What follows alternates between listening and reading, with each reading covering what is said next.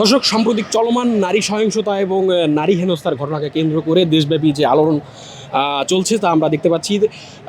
আমরা জানি যে কয়েকদিন আগে বগুড়ায় ৮ বছরের শিশু আসিয়া ধর্ষণের ঘটনা ঘটে এবং এরপর থেকেই কিন্তু দেশ জুড়ে বিভিন্ন মহল থেকে ছাত্র সমাজ এছাড়াও বিভিন্ন স্কুল কলেজ ভার্সিটির শিক্ষার্থীরা কিন্তু রাস্তায় নেমে আসেন। আমরা দেখেছি যে এর আগে ঢাকা বিশ্ববিদ্যালয়ের শিক্ষার্থী সহ বিভিন্ন বিশ্ববিদ্যালয়ের দেশের বিভিন্ন বিশ্ববিদ্যালয়ের শিক্ষার্থীরা রাস্তায় নেমে এসেছেন এবং তারা মানববন্ধন থেকে শুরু করে বিভিন্ন আন্দোলন কার্যক্রম পরিচালনা করছেন। তারই অংশ হিসেবে আমরা এই মুহূর্তে দেখতে পাচ্ছি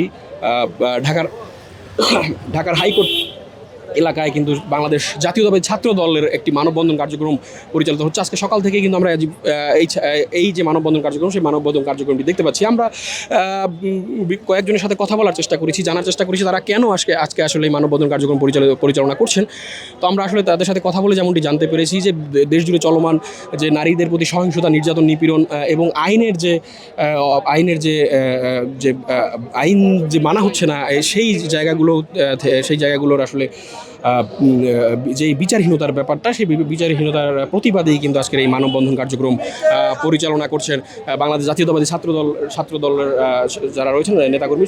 তারা বাংলাদেশে এত ধর্ষকের পরিমাণ বেড়ে গেছে, সেই ধর্ষকের বিরুদ্ধে আমাদের ছাত্র দল থেকে উত্তর মহানগর থেকে সালাউদ্দিন ভাইয়ার যা কর্মীরা আছে তারা এখানে আসছে।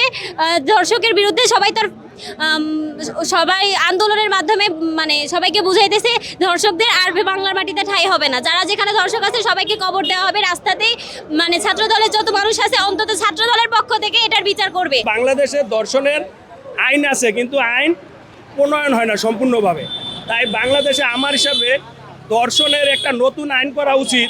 যদি কোনো লোক ধর্ষণ করে থাকে এবং তার বিভিন্ন ডকুমেন্টসের মাধ্যমে প্রমাণিত হয় যে সে একজন ধর্ষক, তাই তার জন্য নতুন একটা আইন করা উচিত। সেটা হচ্ছে ক্যাস্ট্রেশন হচ্ছে অন্ডকোষ সহ সূত্রথলি কেটে ফেলা। এইটি হলো সর্বোচ্চ বিচার।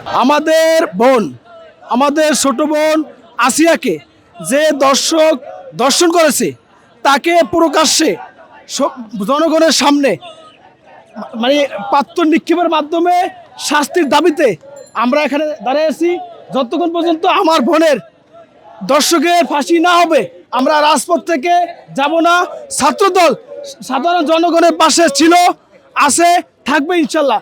এই বাংলাদেশে তারেক রহমানের বাংলাদেশে, খালেদা জিয়ার বাংলাদেশে, অসীমের বাংলাদেশে, আবু সাইদের বাংলাদেশে কোনো বৈষম্যের ঠাঁই নাই এবং কোনো দর্শকদের ঠাঁই নেই। মেয়েদের যদি আমরা নিরাপত্তা না দিতে পারি তাহলে তো মেয়েদের এটা অধিকার আছে আঙুল তোলার। তো সব পুরুষই তো এক না। আমরা জাতীয়তাবাদী ছাত্রদল সবসময় নারীদের পাশে ছিলাম, পাশে থাকবো এবং আমরা নারীদের নিরাপত্তা নিশ্চিত করব। জাতীয়তাবাদী ছাত্রদল সবসময় নারীদের সুরক্ষা দিতে প্রস্তুত। বর্তমান সরকার তো সব জায়গাতেই ব্যর্থ। বিশেষ করে এই আইন শৃঙ্খলা পরিস্থিতির এত অবনতি, এটাই সরকারের পক্ষে সম্ভব না। এটা পলিটিক্যাল সরকার দরকার। আমি মনে করি এই সরকারের যে ব্যর্থতার দায় কাঁধে নিয়ে দ্রুত নির্বাচন দিয়ে তাদেরকে সরে যাওয়া উচিত।